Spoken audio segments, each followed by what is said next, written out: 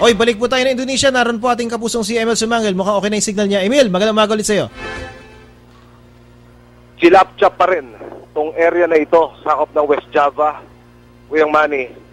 Tumigil yung convoy sa isang gasolinahan para ibalita sa pamilya Veloso na nasa loob ng isang minibus ang magandang balitang pumutok ngayon dyan sa Nusa Kambangan Prison Island. Kinumpirma ng Indonesian authorities na ipinagpaliban ang pagpapataw ng sentensya kamatayan niya sa ating kababayan si Mary Jane Veloso. At sa tabi ko, teka, nagkakagulo sila. Bumaba sila lahat ng sasakyan. Indonesian authority na nagsabi. Sandali, lalapitan ko muna una-una. Sige. Yung asawa ni Mary Jane na si Michael. Live tayo sa DCWB sa Pilipinas. Ano masasabi mo?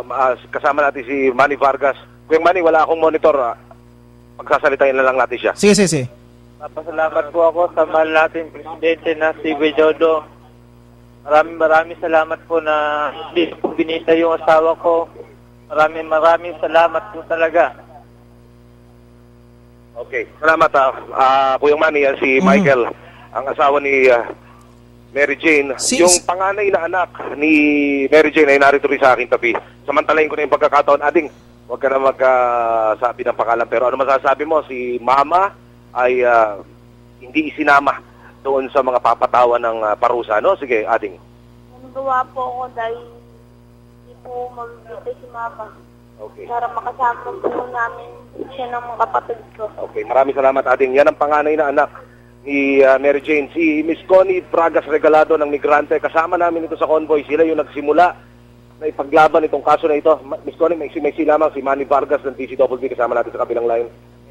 Maraming salamat po sa lahat ng tumulong yung suporta po nyo ay malaking bagay, no, para sa pangyayaring ito.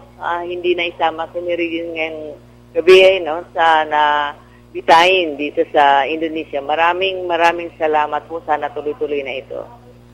Kuyang Manny, si chairperson ng Migrante, si Connie Bragas Regalado. Pare Emil. Christopher naman, yung kapatid ni Mary Jane, narito rin sa akin tabi. Live tayo sa DCWB. Anong nararamdaman ng pamilya? Christopher, ikaw ang isa sa mga huling dumating dito sa Indonesia. Sige, go ahead. Masaya po kami lahat na pamilya. At saka po, siyempre po, masaya rin po yung kapatid ko na si Mary Jane dahil po makakasama niya pa po yung mga anak niya. Nakikita niya na po kami. Saka nagpapasalamat po kami sa lahat po ng tumutulong sa amin. Si Christopher, ang isa pa sa mga kapatid ni Mary Jane. Huling-huli na lamang at sobrang pang-aabala na ginagawa natin kay Manang Celia. Live po tayo sa GMA, Super DCWB, si Manny Vargas po, nakaupo.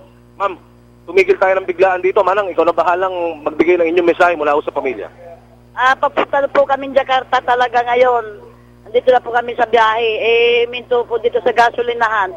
Nung pala hinahabol po kami ng GMA at pabalita lang po sa amin na hindi po pula natuloy. Pero alam po namin talaga wala na yung anak ko ngayon. Nagpapasalamat po ako talaga sa Panginoon. Tama po yung sabi ng anak ko si Mary Jane kanina na kung gusto raw siyang buhayin ng Panginoon, maski isang hibla na ng nanay, kahit 1 minuto lang, mabubuhay ako. Yun po ang sabi niya, totoo po. Kaya nagpapasalamat po ako ng maraming sa Diyos. Talaga may himala po palang darating sa anak ko. Manang Celia, maraming salamat po sa orasyon. Yan, Kuyang Manny, si Manang Celia, ang mother ni Mary Jane. O, yan ang mood siguro. Na-picture mo na, Kuyang Manny. Kuya Emil. Gasolinahan lang kami. Kuya Emil. Wala kami sa loob na convenience store. Nasa tabi kami ng mga gas pump ngayon. Yung mga sasakyan ng kanilang pamilya ay tinabilang dito sa kalsada. At kanya ng tawag ng telepono. Yung mga taga-DFA ay kausap ang Consul General na nasa isla pa hanggang sa mga oras na ito. At Kuya Manny, baka may katanungan ka. Go ahead. May kasama kayo yan, taga-DFA o taga-embahada? Yes, kasama natin yung mga embassy officials ng Pilipinas na nakapasa sa Indonesia. Sila yung naatasang mag-handle dito sa pamilya Veloso. Meron bang pwede tayong patungong Jakarta. At nararito rin sila, hindi rin mailarawan yung tuwa na kanilang nadama matapos kang ilabas itong pasya na ito. 10 oras ng gabi, 2:00 ng madaling araw sa atin dyan, dito ay 1:00. So, mukhang babalik ulit kami ng Chilapchap at hindi na kami didiretso pa ng Jakarta. Naiiba ulit ang plano, Kuya Manny. Meron bang meron bang pwede tayong makausap mula sa DFA na nandiyan or sa embahada na pwedeng magbigay ng impormasyon kung sino yung nag-confirm sa kanila ng magandang balita na ito?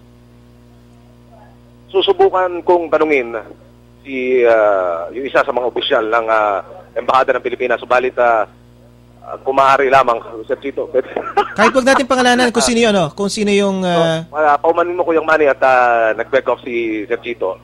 Siguro mamaya-maya na lamang pagka balik natin doon sa mainland ulit para magsalita si Consul General o kung sino man doon.